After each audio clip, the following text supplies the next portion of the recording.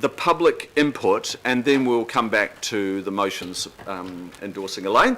So I have 3 items of public input, and I have Ben Ross, who is going to look at the south again, the Southern Airport line and the Manukau Rail South Link. Stop Stealing Our Harbour, Michael Goldwater, Julie Stout, David Gibbs and David Mitchell.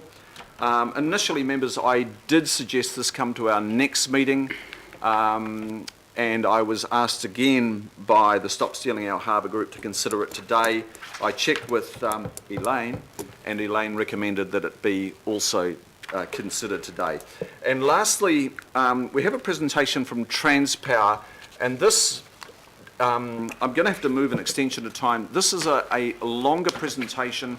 It could not be accommodated in our planning committee workshop structure, unfortunately. That is where it should have sat. It couldn't be because of time constraints and accommodating individuals from Transpower. So that might require a bit of extra time, members.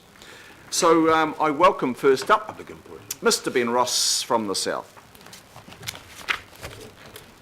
We've got a presentation, short PowerPoint presentation from Ben. Thanks, Ben. I think you know the process.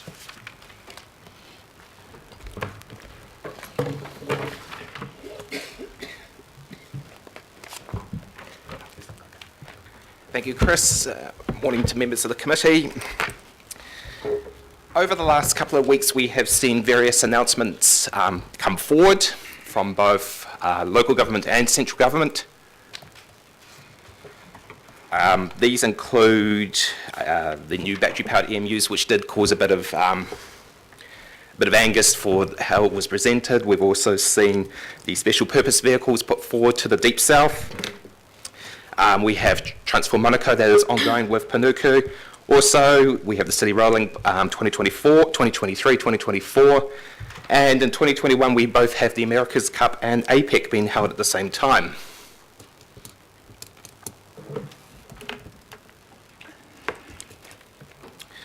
So the momentum is there. A lot of things are happening fast. Population growth continues on the high projections per the Auckland plan. So this is the opportunity to keep this momentum going and not lose track, because what happens in the south also benefits to the rest of the city, including the west and northwest. As you'll be discussing later today, later in the committee, you have the Auckland plan refresh coming through. The local board feedback had come up rather ironically at the same time I was putting this presentation together. I took special note of the development strategy, which is the key crux of the Auckland plan, and some of the local board mentions that came from both the west and the south. I do make acknowledgement to Henderson Massey on the need for a western initiative to complement the southern initiative. I cannot stress that needs to be brought through as fast as possible. But with the south, it's been acknowledged through the local board, through myself and through the ward councillors, that Auckland is effectively a twin city. The CBD, Auckland City Centre, houses 20% of Auckland's GDP, or 7.4% of the nation's growth. Manukau City Centre and its wider industrial complexes also houses 20% of our GDP, or 7% of the nation's GDP. Meaning together, both city centres house 15% of the country's GDP, or just under half of Auckland's GDP as a whole. What does this mean? It means we need to, as part of the development strategy, ensure that the accessibility, connectivity and equity to both residents and businesses is maintained and built upon. The first one would be the airport line. Now, the Greens recently came out with an announcement to have it built by 2021. On pressing them, it was the Northern Airport line. However, even if it was past budget 2018, the line would never be built in time. The major obstruction, well, the major hindrance would be the Manukau Harbour. The bridge would never be completed in time, and then there's consenting. However, we do have an alternative that can be done more readily, and that's bringing it through the south, from the airport through to Manukau via Puanui Station. The cost is $1.2 billion for light rail, That said, that takes it out to Botany, so it's half just to bring it to Manukau. For a busway, it's $319 to take it out to Botany, again half just to take it to Manukau. The beauty of the Southern Airport line, whether it's bus or light rail, is its universal access. You can still access it from the city centre through the Southern or Eastern lines, coming down to Puanui and transferring over. You can access it from the south, from Papakura and Pukekohe, and again transfer at Puanui and carry out to the airport. You can access it from Howick and Botany by catching the new 3-5 bus. That's every 15 minutes starting in December, down from Botany to Manukau and then transferring at Manukau back out to the airport. Of course, the cost also includes the need for Puanui to move to 4 platforms, but given the campaign underway for the 4 mains to be built from Westfield to Wiri, I would get this all done at once following the dig once policy. To improve accessibility to South Auckland's main city centre and its core, we come back to the South Link. This has been battered around in this council and with Auckland Transport since 2010. In 2015, I received a letter from then Mayor Len Brown saying that AT had looked at it and couldn't be done due to the complexities at Wiri, which I believe no, given there are more complex junctions overseas and given that the 3rd and 4th main campaign's underway, it will be easily facilitated, including Port of Auckland's Wiri inland facility. The cost for the South Link is about $6 million, but I would time it with the 3rd and 4th mains, which is about $200 million, including Puanui station being upgraded. Using the new BEMUs, the new battery-powered trains, you would be able to run 20-minute frequent services from Pukekohe to Manukau. The time is about half an hour from Pukekohe to Manukau, or 14 minutes from Papakura to Manukau, giving you a faster travel time into the main core compared to the unreliability of the Southern Motorway that could take anywhere between about 12 minutes to half an hour depending on what day of the week. It also relieves Puanui Station when the Southern EM line is built, and it makes best use of, in my opinion, the battery-powered EMUs.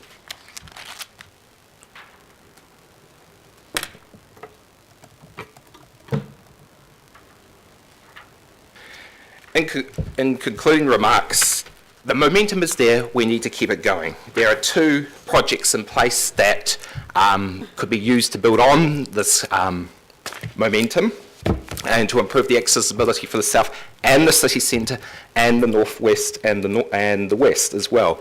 It builds on from what you're discussing today, and we need to look at the holistic approach that Auckland is starting to move into a twin cities approach. And it does also make acknowledgement of our big, heavy industrial complexes, which are major employment sources. I'll leave it to questions. Thank you, Ben. Nicely timed, Ben. Members, questions of Ben on his presentation? Councillor Simpson. Thank you, Mr. Chair. Ben, where did you get your costings from? What's your reference point for the cost of your suggestions? For the Southern Airport line, that was a rough costing from Auckland Transport. They're due to present their business case for the Southern Airport line bus and I think LRT early next year. The South Link is also from AT from the 2015 paper I got back. The 3rd and 4th main cost is from Kiwi Rail from their recently unredacted business case. Just note there that for the 3rd and 4th main it's 160 million. The reason why I've got 200 million there is to include this upgrade at Puanui Station to make best use of everything. If you're looking at how it's paid for, I would suggest value capture taxes and targeted rates would be probably the best one in partnership with the government. Councillor Filipaina. Thank you, Chair.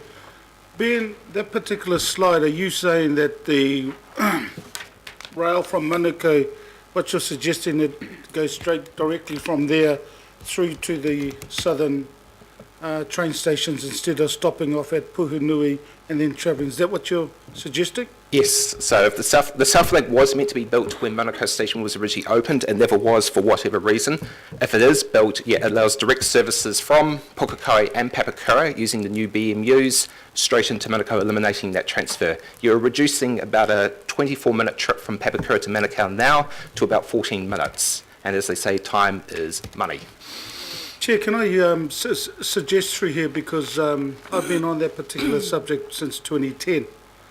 and that Auckland Transport, either through a workshop, confirmed, because they've confirmed with me that that particular line cannot be done. And that's as a result of the land that was set aside. It all happened when I chaired the Transport Committee. It was set aside. The enabling works was all, the room was there to allow it to happen, but since the amalgamation, what's happened is that they've sold the land. So that's the issues that I've been told, Ben, and I think it's important that members of this particular committee, because Auckland Transport report to this committee, is that a workshop be held at least to outline, because I got told this about 2 years ago, so I'm surprised that even with the conversations you may have had with Auckland Transport, they've told me that no way at all will that be done. So what I can suggest, Councillor Filipaino, would you like to move receipt of Ben's presentation and acknowledge him and his work, and the second being refer the presentation to Auckland Transport for their feedback at a forthcoming workshop? yes, please. Just before that happens, to somewhat counter that point, I'm aware of that land situation might have happened. However, the reason why I brought this back up again is that the momentum now for the third and fourth main has started. The fourth main runs to the eastern side, the Manukau side. So if Kiwi Rail are going to commit to the fourth main, that's where the opportunity comes back up again, because Kiwi Rail will have to answer the question to Port of Auckland as well, how they're going to facilitate that fourth main to their benefit. Yep. So there's some information that I can at least put into the workshop around the work that has been done over the last 2-3 years. Thank you. So we'll just put those motions up. Thank you, Ben. If you can just bear with us. It probably needs to also be directed jointly, Auckland Transport and Auckland Council's Infrastructure Strategy Unit. Through the State Highway 20. Members, this won't be a special standalone report back in a workshop, because we will be canvassing a number of issues around airport access in coming months. It just will contribute to that wider conversation. That's moved by Councillor Filipaino. I have a second in the Deputy Mayor. All those in favour say aye. Aye. Contrary, no. Declare that carried. Thank you, Ben. Appreciate it, always. I now welcome the Stop Stealing Our Harbour group, Michael Goldwater, Julie Stout, David Gibbs and Dave Mitchell.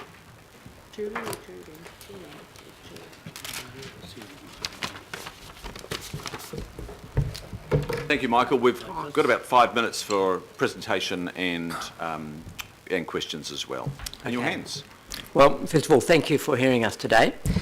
The America's Cup is a great opportunity for Auckland, but we're here to discuss the possible risks that the urgent preparations to house the syndicate bases will have on a long-term detrimental effect on the harbour and the waterfront. We're concerned that only one option is under consideration, an Halsley Wharf extension. If this expansion of roughly 3 hectares into the harbour does eventuate, Auckland will be left with an expensive concrete white elephant. Aucklanders will favour a low-cost, innovative solution with the least impact on the harbour. Today we will present options that use either existing infrastructure or proposed plans that limit both cost and environmental effects. Julie Stout will now take you through those options. Thank you. Thank you. I will if I can work this. How do I scroll down there? Oh, there we go. Got it. There we go. Thank you. I'm Julie Stout. I'm Chair of Urban Auckland. Just initially, here's the waterfront basin. I think we all agree that we would like to see the America's Cup base in downtown Auckland. You've got Westhaven here, the moorings, Wynyard Wharf, Horsey Wharf. This is the wharf in question where the Marines Event Centre is currently, so you get a feeling for the size. An extension for this America's Cup syndicate would take 2.5 to 3 hectares of land, And we just wanted the councillors to be aware of the amount of land that actually is. This is represented by the yellow filled in here. So when, in fact, people mention an extension to a wharf, you'd think, oh, that's probably okay, but it actually is a significant addition into the harbour. This is showing it with 8 bases. I think the squadron are looking for 8 to 10 bases, and with access down through. So as you can see, it becomes yet another major addition into the harbour of concrete. And what it's used for after it's not as a America's Cup squadron is, up for question. We then turned our attention to Westhaven. You would have been aware this is where the floating moorings are. Panuku actually has plans to fill in that breakwater along there and establish a park on the end with more moorings in there. Westhaven, as you all know, is the home of the Royal New Zealand Yacht Squadron, and we started thinking, well, what a better place actually for a long-term position for regattas to be held than Westhaven, so that we're not having this knee-jerk reaction every time something comes up. Here is extending the hard stand through there, because the Yacht Squadron also have need for hard stand, for regattas throughout the their time there for all different sorts of yachting events. So here we go there. Sorry, going back. Julie, can you? There's some councillors on the other side. Sorry, Julie. Sorry. And, Thank you. I beg your pardon. Yeah, so what you've just gone through, I just wanted to let you know. Councillor Yeah. Filipina? Yeah, so Yeah. we've got it, but I see them looking. He's got it now. Oh no, it's both there. Sure. It's there both sides. It's magic. Yeah. So that is the amount of land extended there, and also if that's not enough, there are other places within the Wynyard Wharf precinct of land at the moment that could be used for surplus for this current America's Cup thing. But what we're looking for really, there's another one along there. There's also a car park in here, and of course Wynyard Wharf itself. Just getting access to the water. But what we and I'm sure most people are looking for a long-term legacy out of this America's Cup that really suits yachting purposes in Auckland and the public of Auckland. So here's 8 bases along here, the land. You can then put on the edge of Wynyard Wharf super yachts here, and if you must go into the harbour again, a temporary pontoon for the super yachts that undoubtedly are coming, and also a space is then allowed around the edges of Wynyard Wharf for when the yachts come back for the big celebrations, and then back to Westhaven, where you have to admit becomes Fort Knox. It's a secret environment over there and out of the public eye. But this keeps the harbour an alive space and full of boats, which is what we want, and not concrete. Have I forgotten anything in that? That's about it. Okay. The point about super yachts is that there are never more than when the America's Cup is on.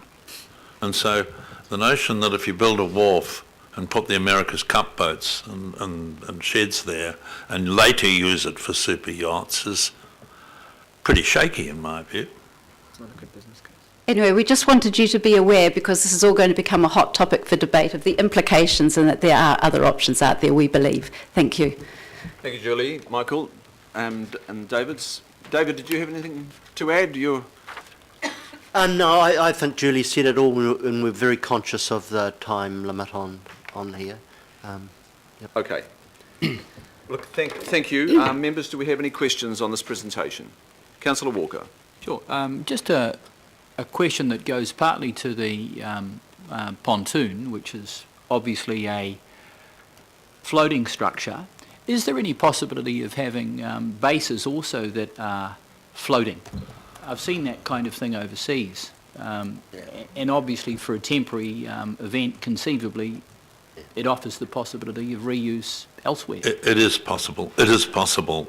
It's complicated because you've got fairly decent-sized buildings sitting on these things as well. The pontoons that are currently in use in Auckland Harbour are a certain kind of pontoon designed for use in marinas. The access pontoons, really. It's possible, I would guess, I'm an architect, so I've got a few notions about this. It's probably possible to put light buildings onto these things, but my guess is that they would be specially built if they had to take the size of buildings that and services that the America's Cup people are talking about, and therefore would probably be very difficult to reuse, at least. However, given the technology that goes into the boats, I think a floating pontoon might be a relatively easy situation.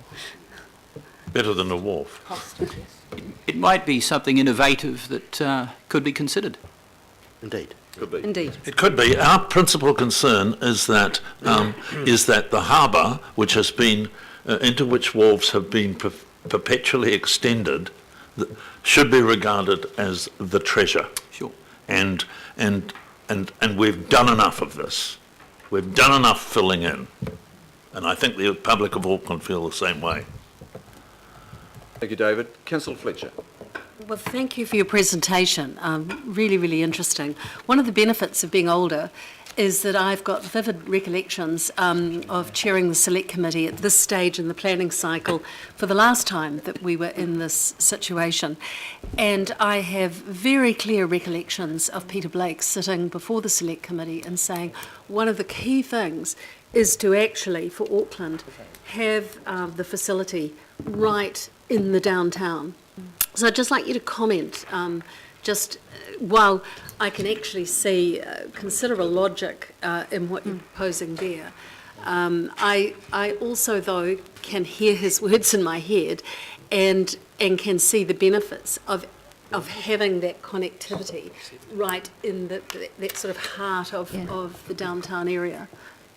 Well, I think having it at Westhaven, as you remember, the boat, what then went up in the downtown were walls and big buildings and everything was hidden away, but you occasionally saw a boat come out. So the actual day-to-day work of a syndicate is actually behind closed doors, which I think is the beauty of having it off to one side in Westhaven. But there's plenty of opportunity now left for that when the boats come back or you see the boats going out to go and watch them, that public aspect of it will certainly be addressed here, and it just spreads the action around around that area more, so rather than having it all concentrated in one small area. Perhaps, for instance, the boats, as part of the plan, the boats sail by, they arrive opposite where the public are, which is down by the viaduct, before they go out and do their sailing, and afterwards, which I think has happened. So in San Francisco and Bermuda, they would go. So in San Francisco, the bases were distributed over a number of wharves,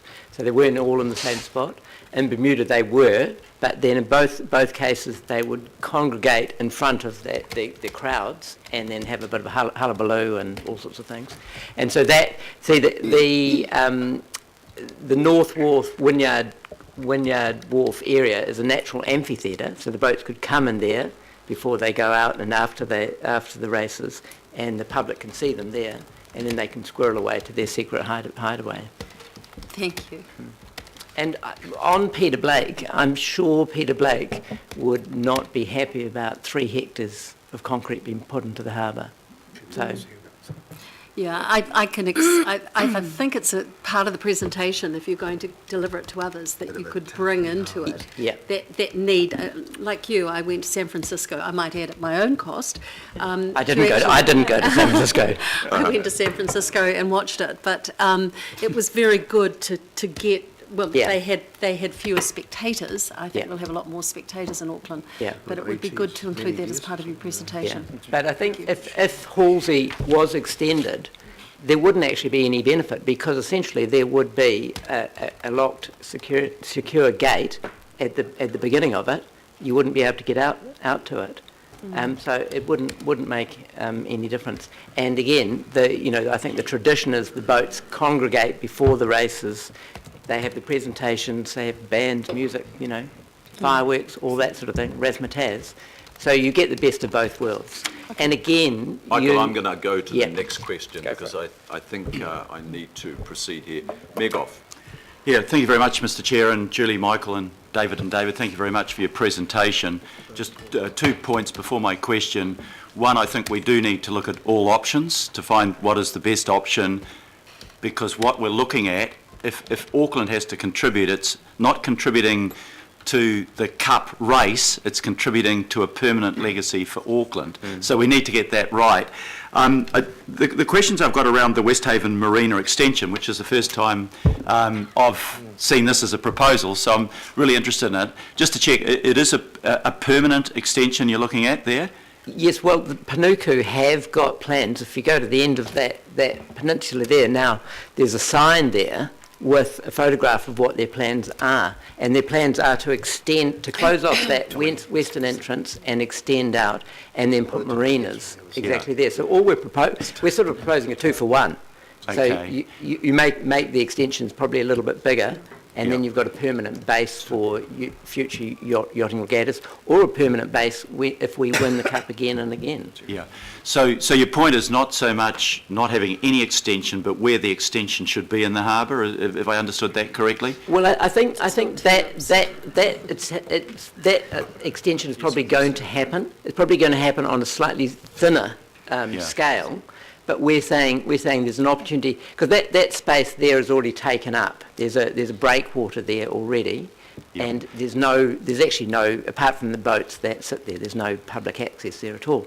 So you could have a park on the end, you could have public access. It would actually be something that would be a legacy for future generations. It's true to say that we're not too keen on pouring earth into the harbour. But given the nature of the problem, we support something that happens inside the retaining wall of Westhaven, but nothing that goes outside it. In a natural place for it. Okay. And my last question, Mr. Chairman, with your indulgence, we might keep winning the America's Cup time and again, in which case we'll always need that, but we might not. Exactly. What happened at Viaduct Basin was that the legacy was a whole lot of new things. What do you envisage being on that Westhaven Marina post America's Cup when it moves from New Zealand? Yeah, I've had conversations with the a guy from the New Zealand Yacht Squadron, and they've been talking about having some sort of long-term events place for them to have, sometimes it's a dinghy regatta, sometimes it's the Volvo, sometimes it's the America's Cup, that sort of thing. So that's what I think the long-term value of that space would be. Okay, thank you very much. Thank you, Mayor Goff. Councillor Casey. Thank you, Councillor Clogue. Yeah, mine was really, thank you guys. Julie, mine was really a follow-up or the same question of the Mayor's, the second one there. They really are quite ugly buildings that go up for the yachts.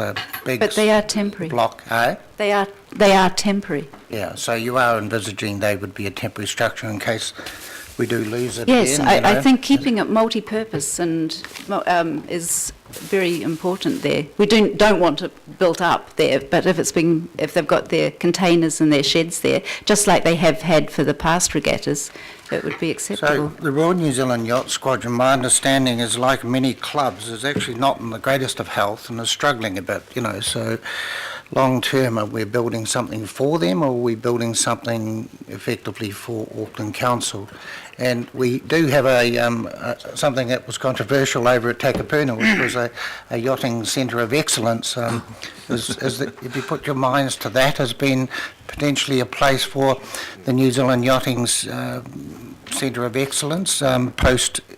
That's good thinking. During campaigns. We're not going to solve everything. Yeah, yes, no, that's very good thoughts, actually. Yeah, and I do think it's really good yachting is what Auckland is known for, and I think to even build on that is an important thing to do, and would be for the benefit of all of Auckland in that case. But just while we're on that though, can we remember that we've also identified various other sites there? We think that the America's Cup's produced a very cooperative spirit at this very moment among New Zealanders for pretty good reason, and personally, I would rather see some of these bases go onto some of the other land that's down at the Wynyard Wharf area, like that car park, for instance, which would hold about 3 bases, so that you didn't put the whole darn lot at at Westhaven. Well, that may be the case anyway if you end up with a dozen syndicates coming. But Yeah. could you put your thoughts and come back with something to us on about the New Zealand Centre of Sure. Yachting Excellence? Because we are looking for an issue there, and Right. I know you don't want it to Takapuna. Or go Thank you. I'll Will close do. off the questions and I will put the motion of acknowledgement and thanks to Stop Selling the Harbour and Urban Auckland. I think there's sort of crossovers in those groups there. I'll second. Second. I will move by the Mayor and seconded by Councillor Clow. Thank you.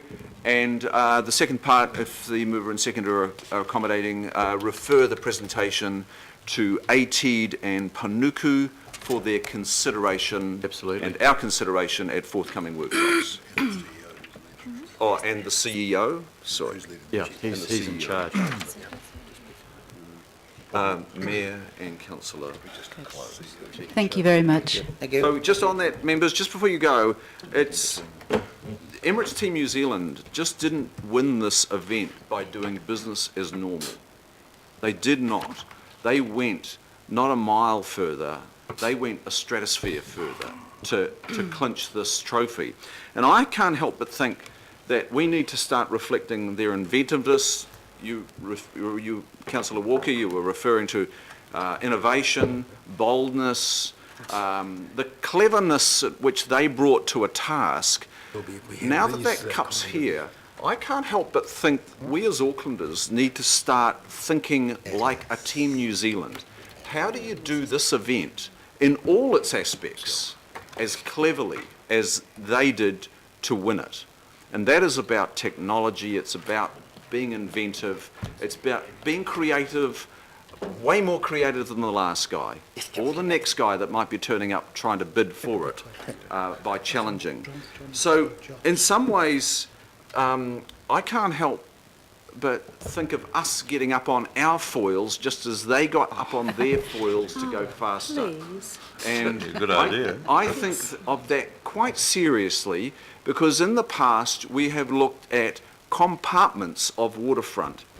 We've made decisions and then we've fallen over ourselves when we've finally understood the interdependencies and the interrelationships and the shutouts of earlier decisions. On the 7th of August, members, we're having a waterfront workshop to look at waterfront east to west, not on its compartments, though we will be going into various parts of the waterfront, but we need to start thinking about whole of waterfront, and I think that's what Aucklanders expect of us, to think of not just the America's Cup, but the next 150 years of waterfront. So let's maybe take this opportunity, and I think the invitation is to get up on our foils, all of us.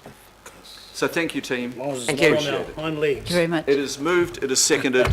All those in favour say aye. Aye. Contrary, no. Declare that carried. Thank you, folks. Thank you. Thanks very much. Members, we'll now go to the extended presentation from Transpower, and I welcome Transpower. I've got Alison Andrew and Rebecca Mertens, and we'll have to have an introduction to the lone male. Members, I will resolve to move an extension of time to accommodate Transpower's presentation of up to 15 minutes. Can I have a second? Thank you, Deputy Mayor. So I'm moving an extension of time to accommodate Transpower's presentation of up to 15 minutes. Now, Alison, I'll put that motion. All those in favour say aye. Aye. Contrary, no. Declare that carried. Alison and Rebecca, and I think you'll have to introduce your colleague. Yeah, good morning, and thank you for the opportunity to talk with you this morning. I'm Alison Andrew, I'm Chief Executive of Transpower. On my right is David Knight, our General Counsel, and on my left, Rebecca Mertens, who's Head of our Auckland Development Team. We're going to take just a few minutes to talk to you about what we are thinking for enabling Auckland's growth as Transpower, and to give you a little bit of an explanation why we are here and why we're relevant this morning. So if I can have the first slide, please. Basically, this is second one. Can you go back one? Yeah. I thought it might be useful to start with a little bit of a context about reminding who is Transpower. No, we're not Trustpower. We often get asked about that. But Transpower is, if you like, the motorway system for moving power around New Zealand. And the distribution companies, like in Auckland Vector and counties, are more like the local roading network. So we move power between the generators to the distribution companies and to our customers. We have over 12,000 kilometres of high voltage lines, those beautiful towers you'll see there, 50,000 structures, towers and poles, 167 substations, and we effectively move power from Kaikooi in the north to Bluff in the south. So that's what we do. We also have, just for relevance for Auckland, 300 route kilometres of transmission lines across Auckland. Just for the context of why we're here this morning, we've done some good work, thank you, with the council, and we've now got successful resolution of the issues we had with the unitary plan, and we're very pleased with the outcome we have there to protect the assets we have across Auckland to enable us to work safely on them into the future. We are committed to supporting the Auckland Unitary Plan and to working with Auckland in terms of all the growth that's happening there. 10 years ago, we made some significant investments to enhance the grid to supply power up to Auckland. We spent $1.4 billion. Those of you who've been around for a while may remember what we called our NAN project, North Auckland and Auckland, which is a ring around the eastern side of the city to supplement the traditional western ring we had. And also a big new upgrade, the North Island grid upgrade, NIGUP, which brings power up from the central North Island to feed that NAN ring. So 1.4 billion investment means we're now got good supply of power, good resilience into Auckland. We have some challenges on the face at the moment because thermal generation, or the only generation that was in Auckland at Southdown and Otahuhu, has now been closed. So we have some power quality challenges that we will be meeting in the next 5 years or so. Well, what we've got the opportunity, since we have good resilience and good supply, is to take a look and say, do we have the right network to support Auckland into the future for the growth that is there? And we're taking the opportunity to look 30 years out and say, if you could have the opportunity to start with a clean sheet of paper, what grid would you build? And then how might we work towards that in the future? What are the options? I thought this might be helpful to give a quick picture of the grid up into Auckland. On the right-hand side, the far right, that's the new NIGUP line coming into the back of Brown Hill. If I can just sit on that for a while. Trying to use the arrow. Thank you. We have 15 substations supplying Vector, 2 substations supplying counties power, 2 substations providing power to Kiwi Rail, and 1 to Mercury. So that's the network. We've now, as I say, got that ring around Auckland, good resilience and good power. Big challenges all infrastructure providers have is the skinny isthmus. The long skinny country means building rings and getting resilience of connected things is much more challenging. And getting through that skinny corridor, our assets tend to be in the way of other people who are trying to build assets and corridors and things through there as well. So quickly on to our challenge, what we're looking at is trying to get a view of the future, thinking about things like new technology, what's going to happen with solar, what's going to happen with batteries, what sort of demand are people going to want on a network, what sort of resilience, how might we best supply the power, what might it look like. New Zealand has some unique challenges, and it's particularly concentrated in Auckland, that you'll be well aware of our work through the unitary plan of underbuilding. If you go to a lot of European countries, other places in the world, they have clean green corridors for transmission lines and for other infrastructure. We have taken the opportunity to underbuild, and that poses some particular challenges. So what we are doing is working with the other infrastructure providers in Auckland, working with Auckland Transport, NZTA, Watercare, the telcos, Chorus, Auckland Airport, trying to say we've got some common challenges with infrastructure. How might we make best opportunity to work together so that we come up with solutions that work for everyone in one go? We've put a dedicated team together for Auckland, given all the challenges, and that's a 9-person multidisciplinary group of people. Rebecca's heading up that team, and I'll hand over to her to talk about what we're doing with our development team. Great, thanks, Alison and Morena. So I just wanted to talk to you a little about why we need a dedicated team, and Alison touched on a few of those things earlier. So a lot of our transmission lines, those pylons that run through the city, were built in the 40s, 50s and 60s, and they're coming up for replacement. Those wires, those conductors are up for replacement. And obviously not only us, but every other infrastructure provider also has some ageing assets that they're looking to refurbish or replace. And so we've kind of got that going on over the next 30 years. Some of our lines need replacement in, say, 2025. So it's coming up pretty quickly for us as a large infrastructure provider. We also have other infrastructure projects, so NZTA, Auckland Transport, Kiwi Rail, Watercare are all building, which means that often we're in the way. So we need to move our assets out of the way for them. And we're looking at $350 million of that sort of work for us over the next 5 years. And so we're moving all those towers. Obviously, we don't want to hold up any infrastructure, but it doesn't really advance our business very much. We're kind of moving it for everybody else without actually doing things for the good of our grid, for good of our network. And if you look at those, Alison touched on a few of those challenges there about generation not being in Auckland. Obviously got some underbuild, but those have been resolved through the AUP process, which is fantastic. We also have a public expectation around undergrounding and undergrounding all our assets in Auckland, and a few other things around how we are regulated in our funding structure through that. We're having many ongoing conversations with all these infrastructure providers. That just gives you an idea of that $350 million for us. Obviously, it's much bigger for all of those that we're dealing with, includes those property developers there for special housing areas. So we're having ongoing conversations with all these key stakeholders, with you as a council, as part of your council family, with Panuku and Auckland Transport, and also those communities of interest where our infrastructure touches those communities. So for example, for, if you just go back, David, for example, for the East-West Connections project, we are moving towers for that roading project. We're moving 7 of those, as well as some other sorts of strengthening to our assets as required. And the moment we're, when we do that, when NZTA, if NZTA gets that, those consents and that project goes ahead, that'll cost us, or NZTA, $40 million. Is that the East-West link you're referring to? Okay, thank you. Yeah, the East-West link.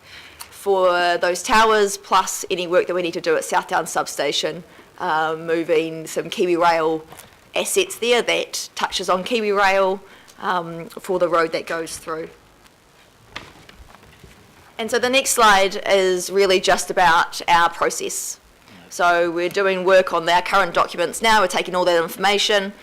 We're in an optioneering phase at the moment. We're long listing, as Alison said, we're looking at 30 years in the future, that that clean sheet of paper, we're looking to be bold, using the Team New Zealand analogy, we're throwing the ball out really far and looking to see what our network would look like in 30 years' time, taking into account what we know of technology now, that uncertainty into the future, what it would look like if everything was electrified, and we're going to come up with some options. So we're at the moment, we're long listing those, and we'll have an optioneering report in October. We're talking currently to key stakeholders, to all the council family. We're heading out to communities of interest after October, and then coming up with that vision, that strategy for Auckland in June next year.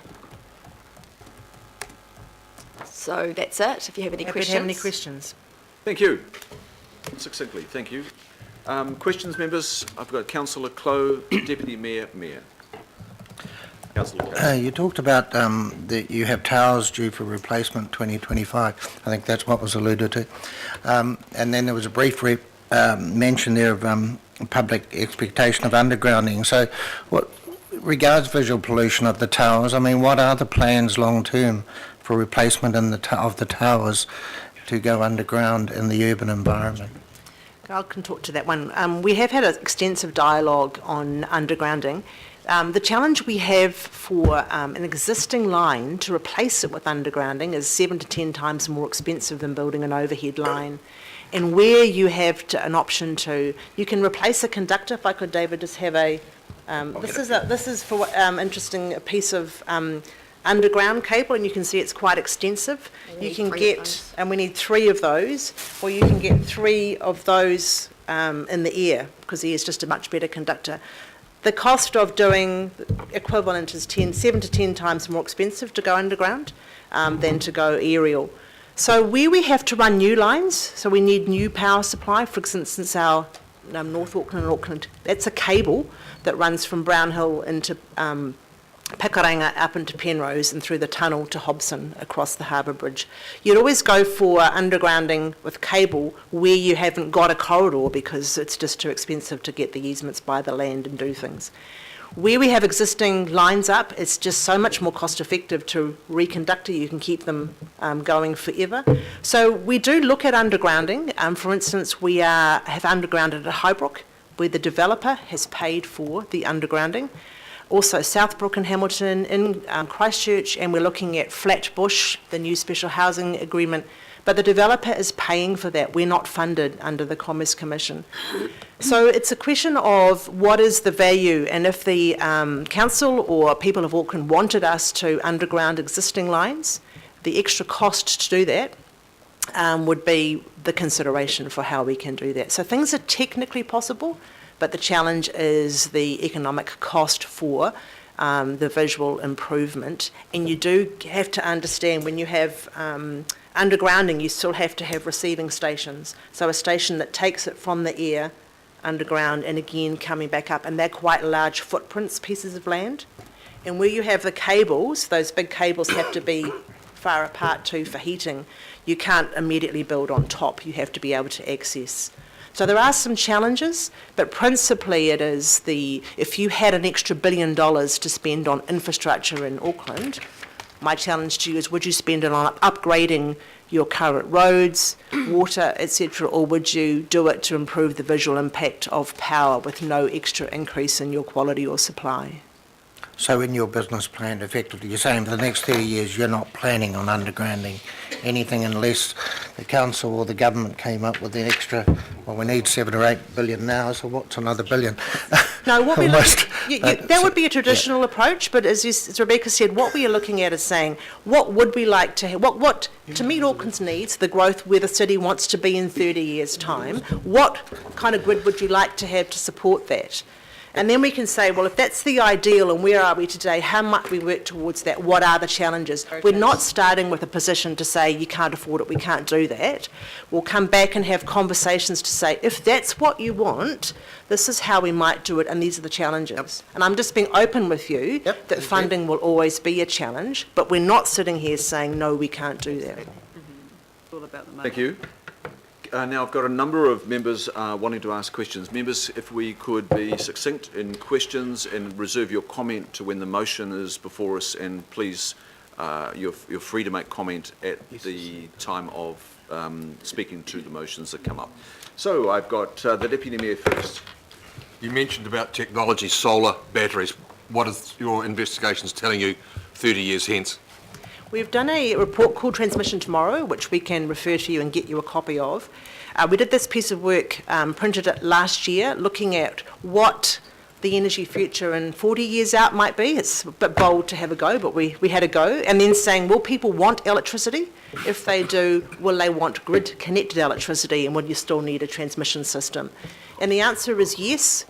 Very briefly, we do see a future state where there will be a lot of embedded generation like solar and people will have batteries, but the value of being connected and moving power between people will mean that a grid is still valuable, and it will move more to a resilience as opposed to a having to have power available all the time. When you have a battery, it doesn't matter if we are off for 5 minutes, so long as your battery stays charged. But New Zealand is very, very lucky. We have already 80 to 90% renewable generation. We have great low-cost, marginal cost hydro. We've got good infrastructure, a great system. We don't have the burning need of many of the European countries to put renewables in to decarbonise. So while there are opportunities, and there'll be great opportunities to store, we still see an interconnected grid and a transmission system as being an important part of that future. But I'm happy to get you that report. I'd like to see that, thank you. Thank you.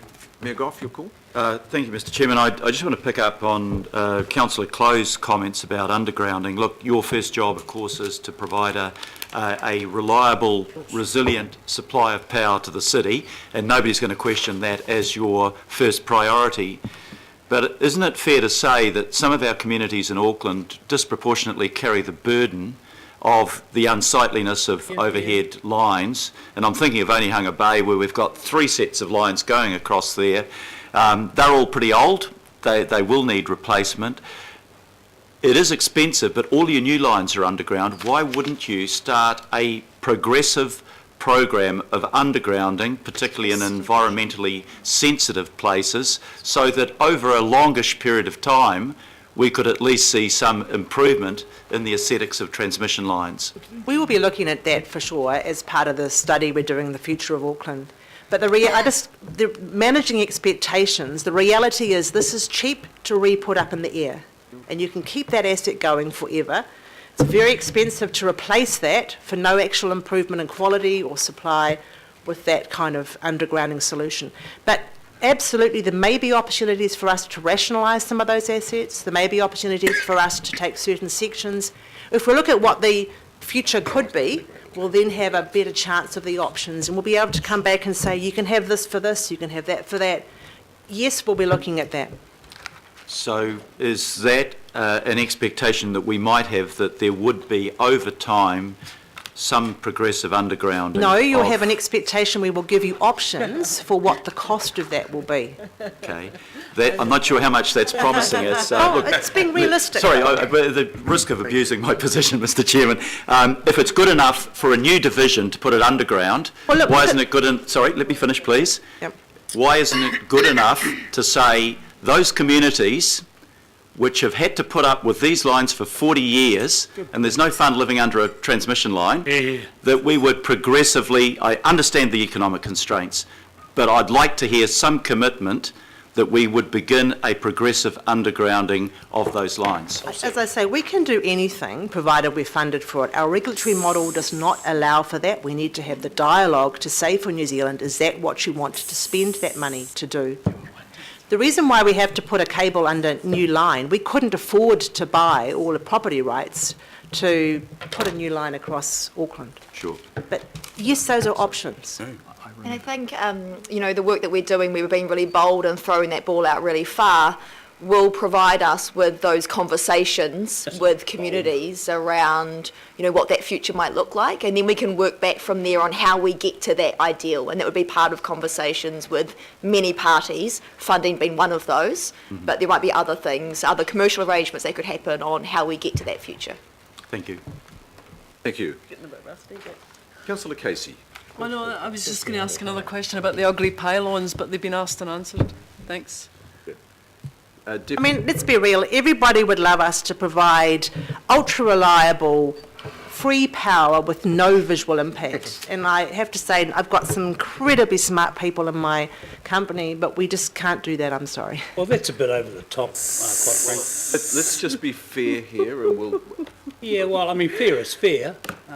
Sorry, we can't just debate this in this manner. No, we can't. But then you should temper that sort of comment as well. Okay, I take that on board. And if you want to pose a question, members, you please do it through me, and we'll proceed. I apologise if that was inappropriate. Shouldn't have to apologise. Deputy Chair Denise Lee. Thank you, Mr Chair, and one wonders whether we should have found that workshop time rather than public input here today. I'd like to confirm, if I may, something that you said earlier, one of you said earlier, and confirm your words, we are moving 7 towers at $40 million to NZTA's cost for the east-west connections. That would be news to us. We, as you know, in our council our council position in the Board of Inquiry is that we would like those 110 kV pylons undergrounded, but our response from NZTA has been that that is out of scope for them, and that would be something that you would have to undertake separately. Can you confirm that that is your words that you've just said prior? Yeah, so if we're talking about the east-west link, then you're absolutely right in that NZTA, because of what Alison said before about the cost of cabling, then they're obviously undergrounding that section or a large portion of sections of a number of lines there that the east-west connections impacts is too expensive for them because they are the ones who are paying for it. And we're only having to move certain towers, along that entire route. So can I just confirm then that you have signed an agreement with NZTA? No, Denise, we should be clear on that. We are part of the Board of Inquiry support with being there with NZTA, who is seeking consents. At the moment, the plan they've put forward is for us to move those towers, so that's what we're working towards. But you're right, it's not final yet. Absolutely. So your response is working towards, and that is, can you clarify the difference between moving and undergrounding? Yeah, what NZTA has, and I can't speak for them, but putting forward their consent, they need to make sure they accommodate the transmission system as not being compromised. And the least cost route we have worked through with them to accommodate their roading extension is to move the towers. They have not asked us, as part of their funding, to underground at this stage. Okay, and that's subject to the Board of Inquiry, which is underway right now. I think we'll leave that one there. Thank you. Councillor Wayne Walker. Yeah, I've got a few questions. If it's convenient, I'll just ask them all together, and maybe if you can make a note. One question is around future-proofing, and that goes to future-proofing for undergrounding, and that's around ensuring that the conduit is available, irrespective of whether you're going to be putting the line underground immediately or not. Mm-hmm. So if we've got something like, say, the Central Interceptor, which is Watercare's east-west line across Auckland, or we've got the CRL, or we've got any other number of underground routes across Auckland where the conduit capacity could be put in at a cost, but arguably quite a minor cost. Is that something that you're looking at? The other couple of questions, in terms of your forward planning, are you considering a low carbon trajectory for Auckland and a circumstance where, in order to meet our emissions, there may be dramatic changes in the government's position? Another question, are you... Sorry, that's three. No, I'm going to No, limit it. that's two. Well, I can heard count. it was three. So, Member Walker... Well, it's two. I would like you to be really tight in your questions. Okay, well, I'm because trying to be as quick as I can. It's far also more so hard than for the yourself. presenters to remember what you were asking for. I think you'd like to settle. So the other question is just around consideration of health effects, electromagnetic radiation. So three questions there, I think. And the three answers to those is yes, yes, and yes. We are considering the opportunities as part of this further study out there around things like Central Rail Link, urban busway, how we might get these corridors. There are some challenges with that, but yes, we are thinking about that. Your second question was around low carbon. Yes, that's absolutely there. Given we have quite a clean green electricity generation system anyway, there's a big opportunity for New Zealand to decarbonise with electric vehicles, and that could move demand quite a lot higher. Solar batteries could move demand lower, so there's a lot of uncertainty out there, and again, we're factoring that into our planning. And your third question around things like EMF, electromagnetic radiation, that's absolutely part of our public health consideration we are working on all the time. Thank you. Perhaps if I could just add, we do have a history of using existing infrastructure for the likes of cabling, and this actual cable here leaves the Hobson Street substation, goes along Fanshawe Street, along Westhaven Drive, over the Harbour Bridge, and then into Albany through the Northern Busway. So that's using existing infrastructure in the way that you're proposing. Yes, well, thank you, David, and I'll have one final question from Councillor Cooper. Thank you. We've had experience of undergrounding at Westgate as well. I think that was 20 million, so that gives you an idea of the scale. Anyway, my question is more around over time, once we get these great Tesla batteries and all of that sort of stuff, which my husband is hanging out for, will there be some system to meaningfully be able to sell back surplus power to the grid at all, or is that going to be kind of in competition? Are you going to diversify yourselves? How will that work, or is that secret? It's probably separate. No, not at all. It's the electricity market. Yeah. We don't play in the electricity market. Right. We're a regulated monopoly, and we just earn revenue to get a return on the assets and to invest. We spend about 400 million on capital every year. That's what the Commerce Commission funds us to do. We're not allowed to play in the electricity market, and I think that's a good reason.